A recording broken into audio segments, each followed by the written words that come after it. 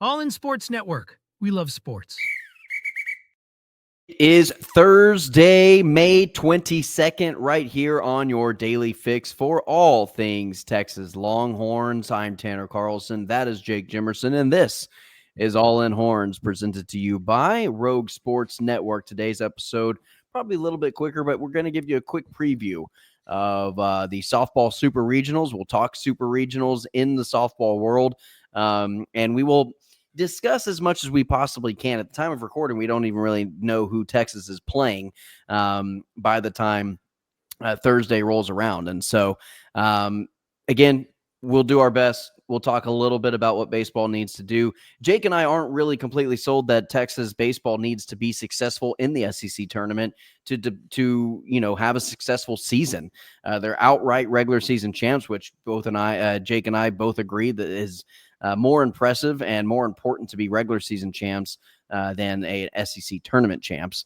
And they're going to probably be the one seed more than likely going into the regional round anyway, regardless of what the outcome of Thursday's game is going to be. So with all that being said, we will talk softball. They've got their super regional against the Clemson Tigers. Clemson, the 11 seed coming out of their region. They had a full clean sweep in their region. Texas also had a clean sweep in their region. And so these two teams taking on one another. Clemson is essentially ranking all their stats, all their rankings. Essentially, they're a top 25, top 30 team in the country. Yeah, Clemson's a good team, but the thing is, they're not necessarily a great team. And if there's one thing Texas has excelled at this year, more than anything else in the softball season, to me, that is taking care of good teams. It's with the great teams that there's not many of where they've struggled, but against good teams, they have taken care of business all season. They haven't dropped very many games or series to just good teams. Is it fair for me to, if we were making a tier list, I think Texas would be really in the middle of that S and A tier. I don't know if they fit in either one. I think they're better than the A tier, B tier teams, but I don't think they're quite to the level of the S tier teams. Yeah, I mean, they'd be right there below I guess not the A&Ms anymore. They'd be right below, the OU and the Tennessee. I mean, I would say Tennessee right now, just because I know they ended above Tennessee by a lot of, standing metrics and stuff, but they did lose to them at home. That matters. Losing that series at home matters. But, they haven't, they got swept by OU and they lost at home to Tennessee. And so you kind of put them, maybe at the bottom, like you're ranking the tier list. You have your like S tier, and then Texas is towards the bottom of that S tier is probably where they are. Cause I do think they're not a tier 2 type team. I don't think so either. Yeah. I just don't think that they dropped that low. But they're a little in limbo just because they haven't proven they can beat a Tennessee or an OU or some of those top teams consistently. It's weird because they have beaten Florida in Florida at the beginning of the season, and Florida's the 3 seed, so they're the second highest seed in the tournament right now is Florida. The problem is we didn't see them do it late in the season, and recency bias is a thing, but sometimes recency bias is a thing for a reason. That Florida series matters, but would they necessarily have beaten Florida at the end of the season if they played them in Florida? Maybe not. Not based off the way they were playing. Yeah. The getting swept by OU really hurt for my opinion of this team when it comes to winning a national title. Well, for me, it was losing the series to Tennessee, then getting swept. Yeah, the losing this, if they win that series against Tennessee 2-1 or 3-0, then they get swept against OU. A couple of those games were close. I'd be like, okay, that rough weekend, but they can get over it. But it was the consistent, struggling against Ole Miss in the tournament as well. Right. Then getting annihilated by A&M, who's apparently really easy to beat. Those made me feel really low. Yeah. But the regional made me feel a little bit better. Maybe this team just needed a stretch away from the SEC and get kind of that confidence rolling. We're going to find out pretty quick. I think how they look this weekend, if they dominate Clemson, I'm going to be feeling maybe a little bit higher than I've sounded over the last couple of weeks as far as their chances go of actually making some noise in the World Series. Mike White is advanced to his 15th straight super regional. Half of those, well, more than half of those since 2009 with the Oregon Ducks, and who is also in the Super Regionals, by the way. But then also for the last 5 years at Texas, 2019, 6 years at Texas, he's made the Super Regionals.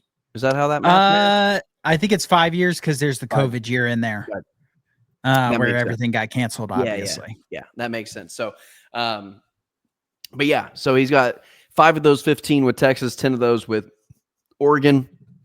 And so, 15 straight years of the Super Regionals is that's nothing to scoff at. That's not just a, dust in the wind type thing. For some teams, making Super Regionals is really hard, even when you get a really high seed. Even if you are the number 1 seed, it's not always guaranteed. Now, up to this point, since 2005, when they made this format, it was guaranteed that the number 1 seed. But it never happened before this season. Yeah, into liberty and justice for all.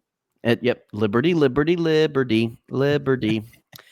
They are not sponsors of the show. We'll take a sponsor. Limu, Emu, and Doug. But yeah, no. The Liberty Flames are advancing to the Super Regional. Jake, who'd they play in the Super Regionals or in the regionals? Sorry, not the Super Regionals. Trying to remember. I think it was some kind of no-name school that just randomly had a good year. Yeah. I don't know. Is it that oh yeah, they're like a bank or something. ATM something. Oh yeah, ATM. Yeah, I always see their logo and their fans talking with their logos in their profile pictures, and I'm like, why are you a fan of an ATM? But yeah, I don't know. But teach their own, I guess. But they do have more money than Texas. So that's what you can base. I always think of the Casey Smith clip on where Dave Portnoy and Big Cat are just like, Texas, A&M. And then she's Texas. like, no, it's more like Oklahoma State and Oklahoma. Yes, that's exactly what it is. She's like, wait, no. That's my favorite part of the entire thing. And she's like, no, it's more like Oklahoma State and Oklahoma. They're like, yes, thank you. You figured it out. Yeah, all by yourself. Jake, that is a historical performance for Liberty, though. I mean, the first team to ever knock off a 1 seed in the regional round, and for the 1 seed not to advance. We have, let me see, I got it written down as 4 teams not hosting regions advancing to the Super Regionals, Liberty being one of those teams. Also, Georgia, Nebraska, and Ole Miss are the other 3 teams. And 2 of those are SEC teams, which 9 of the 16 come from the SEC. And Jake, it's been a deep run. And you and I both discussed, I think Texas maybe just needed to get out of the SEC, and maybe they'll kind of find a little bit of a groove and find some confidence and just be like, oh, we are a really good team. We just went through one hell of a grind in conference season. Yeah, and sometimes it is that. It just takes getting, confidence is a really key thing in some of these really hand-eye coordination heavy sports. The mental side just becomes even bigger than it is in other sports, and the mental side's big in every sport. But I feel like baseball, softball, even like a golf, obviously. Those are all tennis, Jake. Tennis. Wait a second. Now we're in. A&M did lose the national championship, by the way, which is they lost it the same day they lost the Super Regional. I real quick, I have to apologize to some A&M fans. They're really good at making history, and you got to tip your cap to them. I mean, baseball being the first preseason number 1 team to not make the postseason, unless they win the SEC tournament, there will be put a little asterisk there to keep their hopes alive. And then softball being the first 1 seed to not advance to a Super Region, they make history. Their football team just absolutely choking down the stretch. They are a historic program. Now, that's where that history lies. Yeah, that'll be their new motto on the Texas A&M commercials during football season. It'll be Texas A&M, where history is made.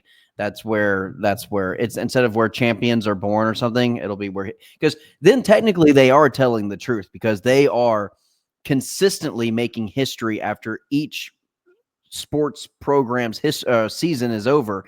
they've accomplished something that's never been done before, and it's typically because they're on the losing end of it. Yeah, no, I props to A&M. They are great at making history. They are great. They made softball on the front page of Yahoo this morning when I went to check my email. Was the number one trending story. To do that, They're and that's not a trendsetters. shot at softball, but to do that out of a regional in softball and get front page of just a major news website. Hey, just props. They're trendsetters, Jake. I don't know what else to tell you. Like, they just know how to make headlines. So let's talk a little bit about this Texas-Clemson series. And it feels like Texas and Clemson just have been matching up in the postseason all the time. All of a sudden?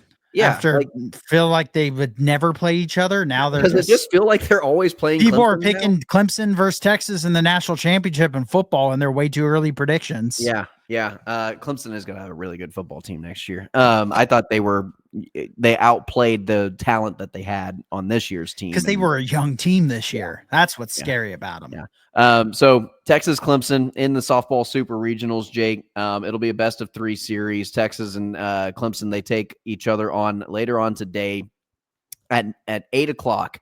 And so we will have a reaction not only to the baseball game, but also for the softball game as well for Friday's episode. So tomorrow's episode, we'll have a new set of recording to basically essentially react to baseball and softball for Friday night's episode or Friday's episode.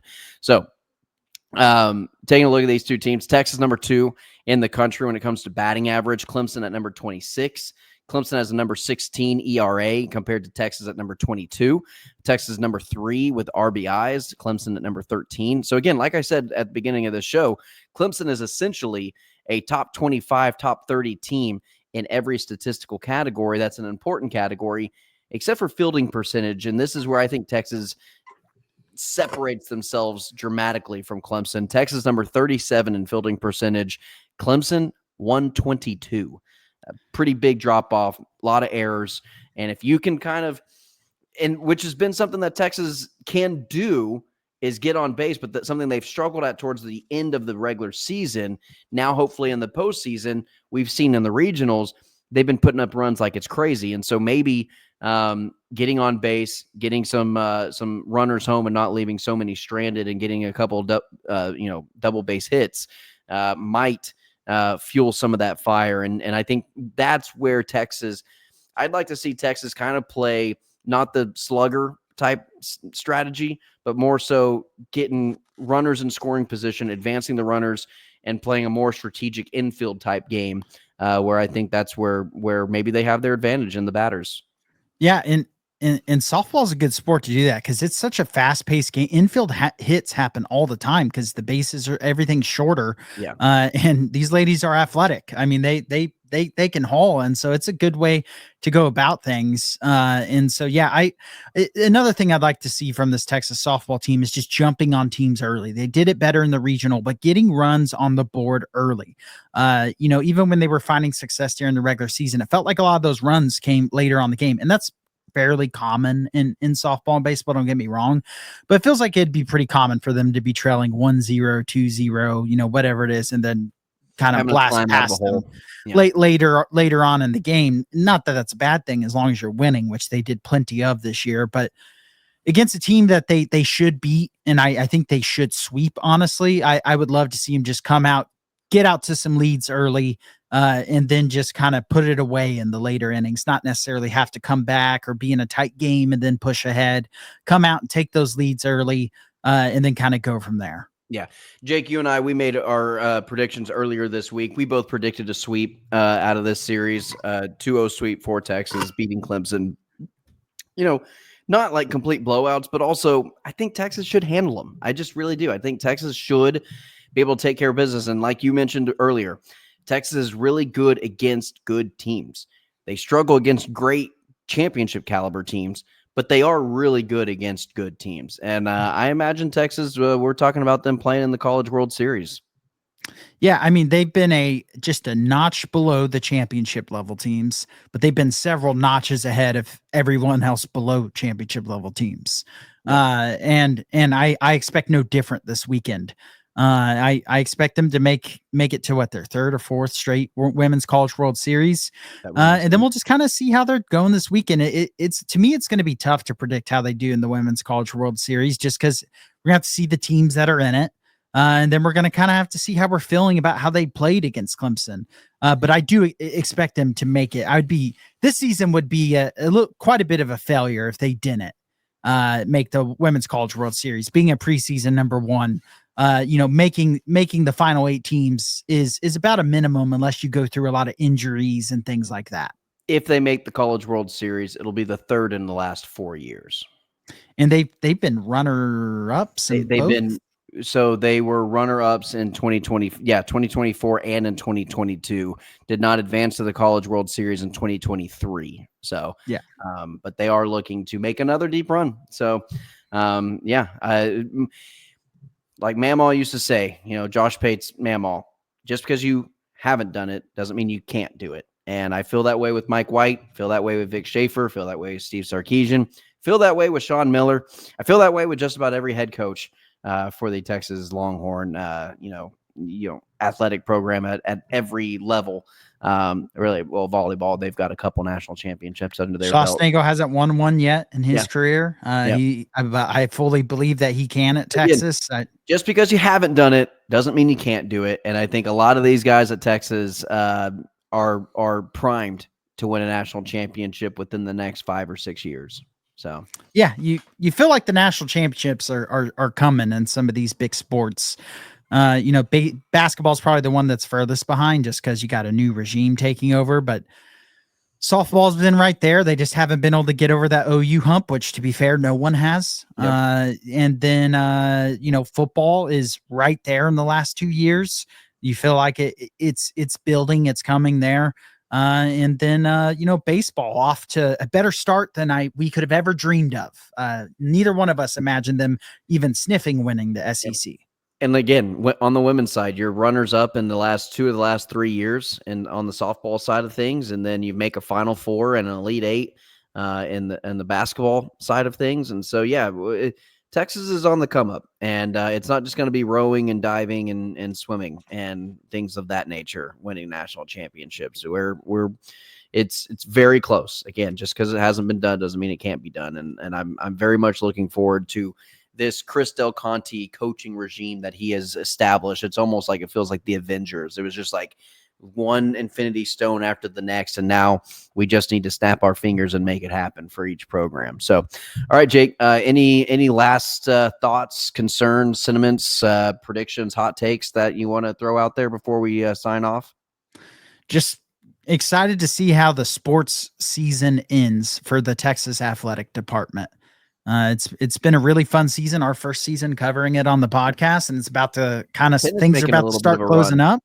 Yeah, 10's making a little bit of run. So, it's been a really fun first season, and we're kind of getting ready to kind of close this first year, to kind of close the book on it and then get into the actual off season.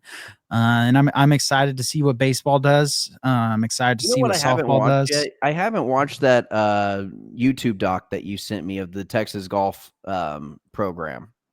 The inside look. Less of a doc than I thought it would be. There's another one out there that is a little bit more of a doc that's like more of a facility. They just end up kind of playing. He plays the course with a couple of the players. It's a really good one. Daniel Rappaport does. It's still fun to watch. Yeah. But there is another one out there where they actually like tour the facilities more. Gotcha. I'll find that what one. I wanted to see. I kind of wanted to see like the clubhouse and stuff. The facilities are awesome. I'll find that video and send it to you. Cool. All right, man. Well, that's going to do it for today's episode. Again, we would talk more about baseball, but we kind of exhausted that on Monday's episode. And as of right now, when we're recording this episode for Thursday, we don't necessarily know who Texas is going to play in the SEC championship. I keep saying SEC championship, in the SEC quarterfinals. So for Jake Jimerson, I'm Tanner Carlson. Like, share, and subscribe to the channel. We appreciate all the support. We love you. We'll keep giving you content each and every day, 5 days a week. We drop these episodes at noon, Monday through Friday. And as always, ladies and gentlemen, hook 'em. All in Sports Network. We love sports.